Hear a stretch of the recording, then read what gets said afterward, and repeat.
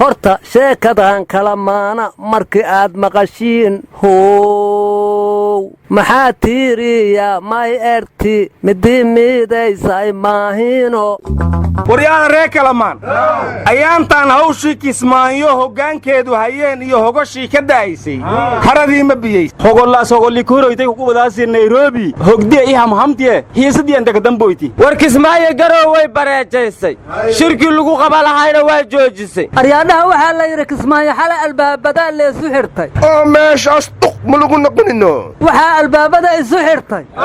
khayre oo axmed madoobe raba inuu khayreeyo iyo axmed madoobe raba khayre inuu madoobeeyo war fahadna ka mid u ahaaye labadaba ma la fahdeeya aryaa waxa dhan in la farmaajeeyaa la rabaahe i dhegeenso khayre wuxuu yidhi yaa la yidhi beentay nin lehe alsayd axmed dhuxulow howshaan ad wadda isaga hir doorasho dambana ha gelin horayna intaad madax u aheed allaha kugu anfaco aga ma eega shiiqii laga dhigi rayd axmed madoobena mugaasow yidhi wasiir oomar doorashadan yow ka mid naqanin oo sidii lafta gareen maha ayay ka dhicin ra'iisul wasaarow hadda intaas waayo xanta kismaayo iga soo gaarta runna ku suga warnimayo baydhabo iyo kismaayo xagga erayada deris bay ka yihiin oo eegga iyo geegga ayay kala yidhaahdaan xagga deegaankana deris ay ka yihiin xagga doorashada iyo maamulkana waa in isku dariiq la marsiiyo war safarkii khayre iyo soo dhowayntii axmed madoobe aad ayay u sarraysay laakiin sagootinta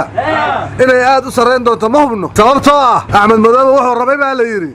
in 2 sano maamulkiisa loogu kordhiyo oo la yidhaahdo inta jubbooyinka shabaab laga xoraynaya doorasho lama geli karo khayrena wuxuu rabay meeshaan al-shabaab ninka ka saar lahay annagaa u soo wadnee iska naso muddaad ku daashaye war aniga waxaan ka baqayaa ra'iisul wasaare khayre markuu kismaayo ka soo duulo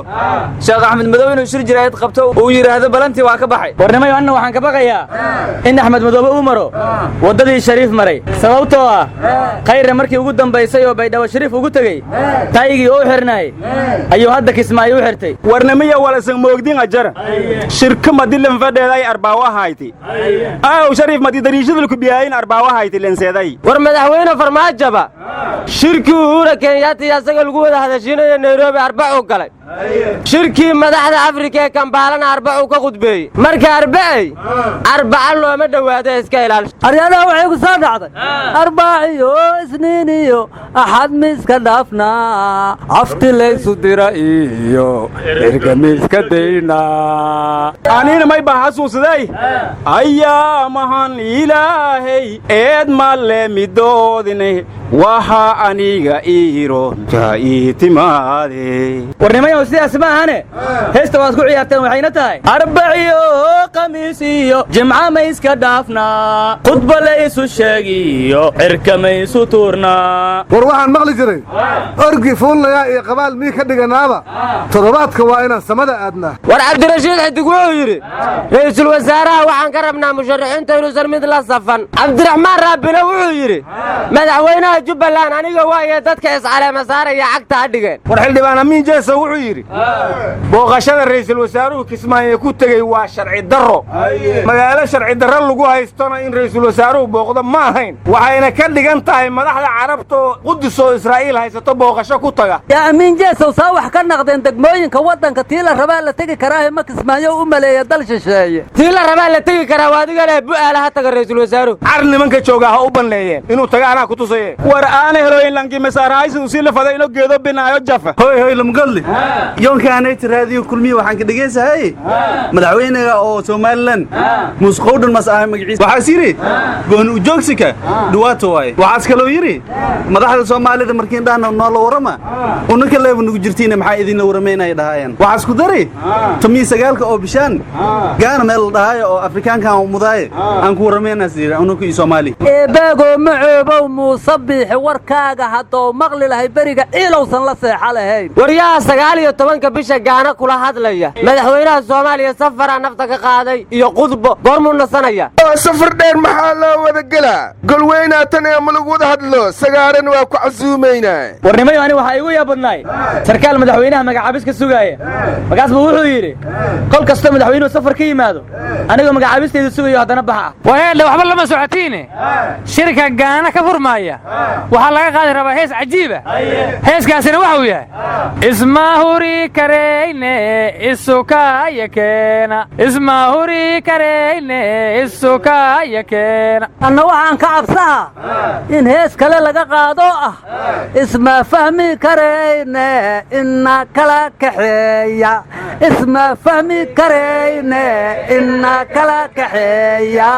muuse biihi asaasari doonahe war guddoomiyaha aqalka sare cabdi xaashi cabdullaahi wuxuu yidhi madaxweyne ismaaciil cumar geele ayaa muqdisho ku soo wajahan meeqa geel how noogu deeqaahe war 33 sano ka hor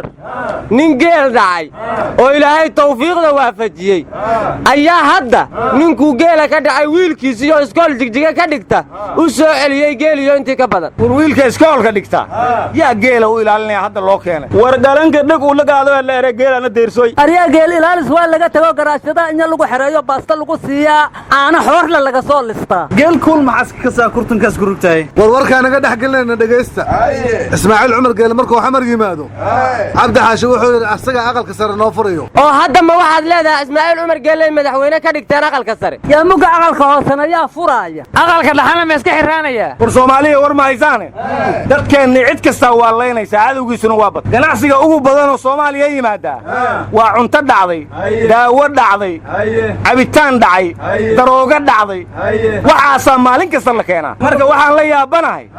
aawo guddigii fayadhowrka iyo quality control maxaa loo samayn laayahay oo wasaaradii ay qusaysay uga jiifaan shaqadaas war qaraxyadan dhacay oo nala guridayaa nooga daran walaaha basiin ku dhiyaan ma hagaataan ama in ka fiirsatan yaa guddiga fayadhowrka golaha wasiirada hor yaala mugdha waana la ansixahay xaa'id raaca idinka war gobayki abwaanka ma dhagansadaan walaagi dhii dhulka la ka fiiriya email la dhaafi waxaan idin diif muuqatiyo dandarada ku taal oo lagu dayacay olaa daahday baa ku duqowday oo daandaamisay duulkiilahow nabadda degdega ku diirsatee anna waxaan dhihi lahay intay shaaxa reer baadiyuhu baraf ku iidaaman bustiyi ayaydiis intuu wiil barkaday haysto dawladnimo bidhaantiya awood buuxda waa weli alla waxaan dhihi lahaa dhagar iyo dagaal dhiraran oo dhumuc iyo miisaan leh oo cadaawad dhowr lii wato dhac iyo boobdoona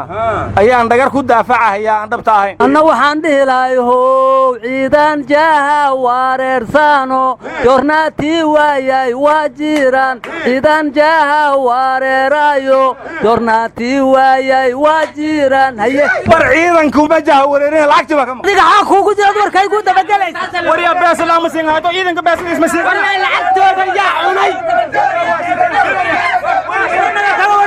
ceebtina allaha asture